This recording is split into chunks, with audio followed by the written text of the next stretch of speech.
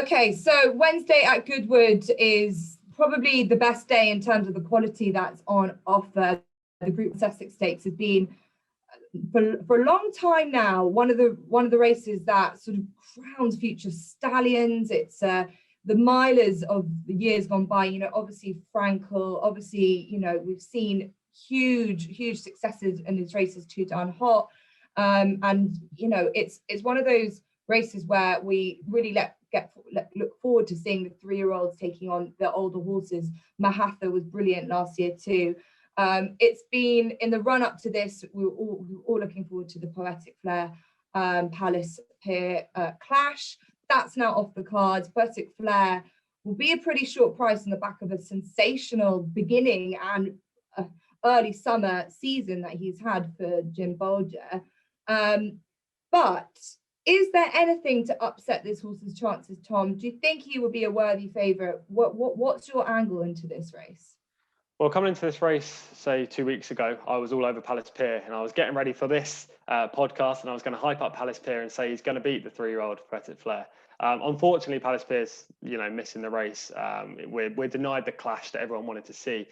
I think Poetic Flare will now win, and the odds probably tell you that, 8 to 11 or a similar price. Saying that, though, there's just no juice in that price. I know he's so good in the St James's Palace, which probably makes him the horse to beat. I just want to look elsewhere for an each-way play. Even though I'm not an each-way player normally, I just don't want to be betting 8 to 11 in the Sussex Stakes. I thought the race lacked depth, which to me suggests you need to play each way in here, because there are horses at big prices that have the same kind of chance as a horse that say 7 to 1. And the horse I like is Do Hail for Andre Fabre. And as we've done a few of these podcasts together, you know that I love an Andre Fabre trained runner when they come across.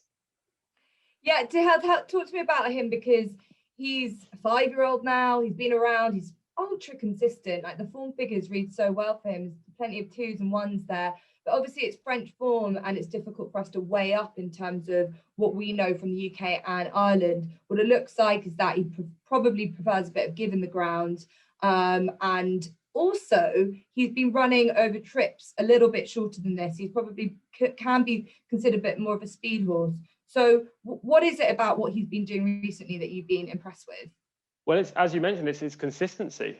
He's got form figures this year of 1-2-1, 2-2. Like, he's been running to the same level. And if you look on RPRs, he's been running between 2 pounds of his best every single time. That strikes me as a horse, Do Hail, strikes me as a horse that is improving at the age of 5. I love the fact that Andre Fabre has already booked William Buick. I think that's a massive plus. We don't know how many Aidan O'Brien's going to run in the race. He's got, 4 or 5 in there, none with jockey bookings just yet. If Aidan takes out a few, this race is wide open for the places. Do Hail will definitely improve for the step up to a mile. I think there's rain forecasts throughout the week at Goodwood, which will help him. I would not be surprised at all if he runs into a place. Now, I don't think he's going to beat Poetic Flare. He's got £8 to find at his best with the favourite. Saying that, though, the other horses in the field, Tilsit, I'm not a massive fan of. He didn't handle the track his only run here. Battleground, if he runs, disappointing last time. Chindit, I've fallen off a cliff with him. There are plenty of others in there that just don't really interest me, and Do Hail at around 25 to 1 is a good each way bet in my opinion. We'll move on. Also at Goodwood, one of the featured 2-year-old races of the week is the Malcolm over the 5 furlongs. The speedsters of the juveniles last year, won by Steelball, Michael O'Callaghan. We've seen some proper fast horses in the past. Kotai Glory in 2014, who's now a wonderful stallion in his own right. Liberty Beach a couple of years ago.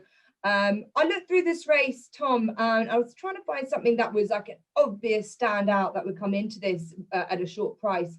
I couldn't. I think that Fearby, perhaps because of his connections, rightly or wrongly, if he was trained by someone else, should really be a really short price for this race. He did everything right at Sandown last time. It was a very, very good performance.